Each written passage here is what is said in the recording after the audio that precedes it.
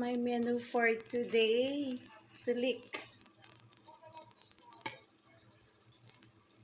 Ang ginamit ko po dyan, rosmarin, yung pong malagkit dito. Ginisa ko siya sa bawang sibuyas, kasama yung manok. Then, nung malambot na yung manok, hinango ko na, nilagay ko siya sa oven. Ayan na, tapos na. Medyo nasulog nga lang, taas ng ng temperature. Tapos ito, nilagyan ko siya. Ang pinakasabaw ko dyan ay milk powder. 7 spoon ng milk powder, yun ang pinakasabaw. Yun, ayan na siya. Tapos na. Tapos, ito yung pinakasalata niya. Drakush, kung tawagin.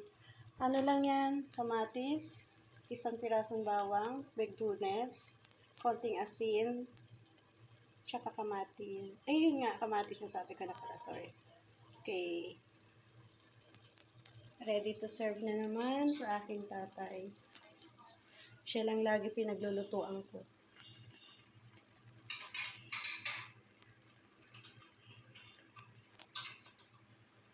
Okay, ang aking yummy na lugaw. Ipapatong ko ang manok. Okay, thanks and bye-bye. God bless us all.